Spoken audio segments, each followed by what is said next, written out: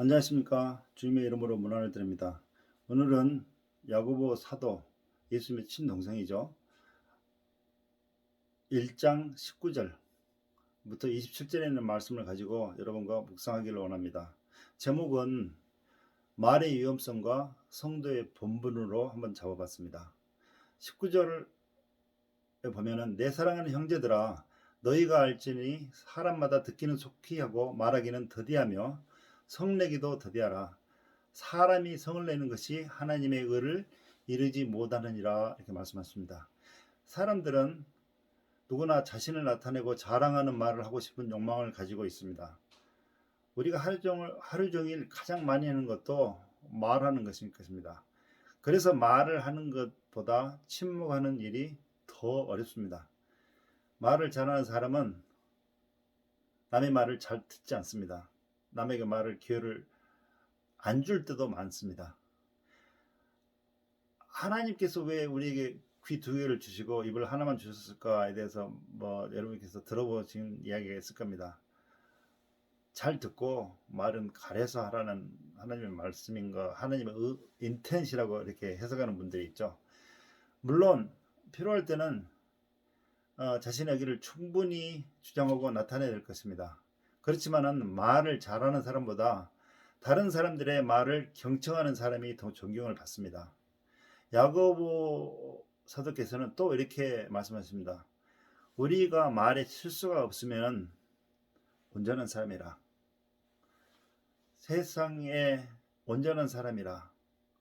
성경에 온전한 사람이라고 일컬을 받은 사람이 그렇게 많지 않습니다. 제 기억으로는 한 명뿐이 없는 것 같습니다. 하지만 우리가 말을 실수를 줄이면 우리가 온전한 사람이 될 수 있겠죠. 우리 입의 혀는 배를 조정하는 키와 같다고도 합니다. 또 불은 잘 사용하면은 크게 유익하고 여러 가지 도움이 되지만은 잘못 관리하면은 큰 불이 나서 산을 불태우듯이 우리 혀도 불과 같아서 혀를 어떻게 사용하느냐에 따라서 남을 유익하게 하고 남을 살리기도 하고 현명하고 지혜로운 인격자도 되기도 하지만은 혀는 다른 사람을 죽일 뿐 아니라 자신의 온몸을 더럽히고 자신을 지옥불에 던지는 것이 된다고 야고보서 3장 2절로 6절에 말씀하고 있습니다. 혀는 능히 길들일 사람이 없나니 쉬지 않는 악이요 죽이는 독이 가득한 것인데 어찌하여 하나님을 찬송하고 한 입으로 그 입으로 사람을 욕하고 저주하니 있을 수 없다는 것입니다. 여러분께서 이런 말씀을 혹시 들어보신지 모르겠습니다. 탈무드에 현명한 사람은 자신의 지성을 감추고 어리석은 사람은 자신을 열심히 드러낸다. 침묵에 입은 지성인의 황금 갑옷이다. 그러므로 보물 같은 자신의 혀를 소중히 다뤄야 한다.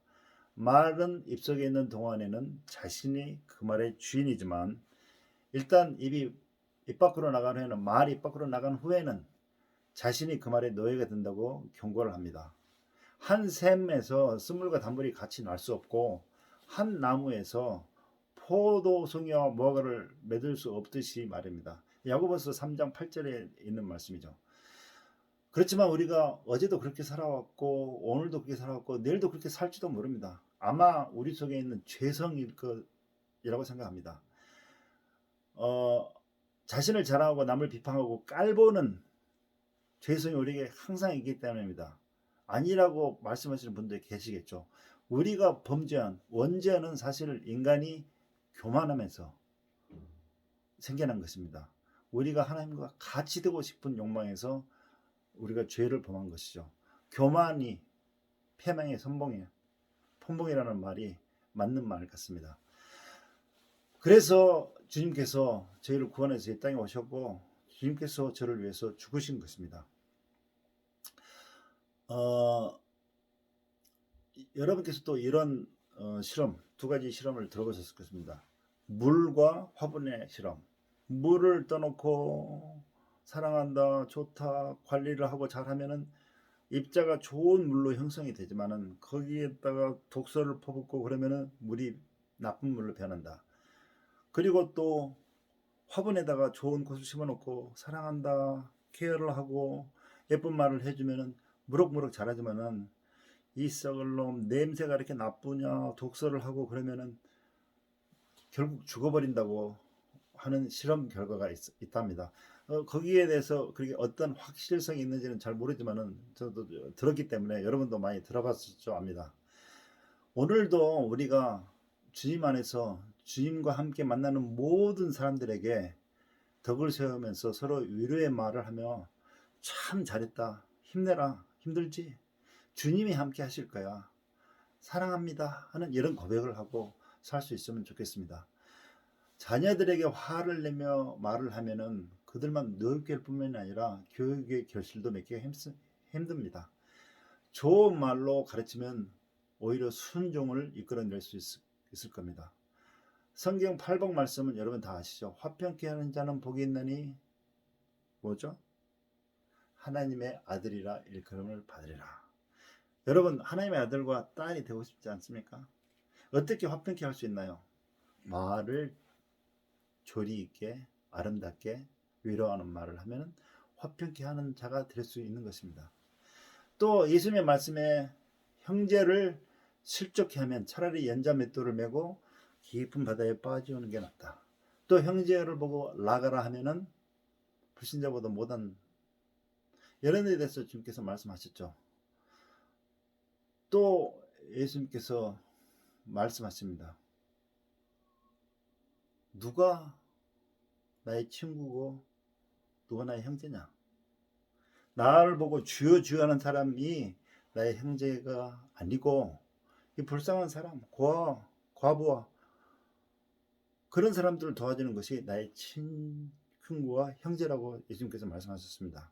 말씀을 맺고자 합니다. 여기서 야고보 사도가 말씀하고 있다는 요점이 저는 세 개 있다고 생각합니다. Control your tongue. 혀를 조정을 하라. 둘째, 불쌍한 사람을 도와주라.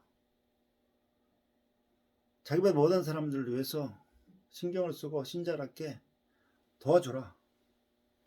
세 번째, 우리 가장 중요해야 될 말입니다. 하나님은 거룩합니다. 우리 세상이 배교를 하며 모든 기독교에서 하지 말라는 것을 많이 하고 우리도 용납하는 과정에 있습니다. 그렇지만은 세상이 그렇게 산다고 해서 우리 신자는 또 그렇게 살면 안 됩니다. 우리들은 세상과 구별됐고 빛과 소금의 직분을 온전히 감당해서 살아야 될 의무가 있습니다.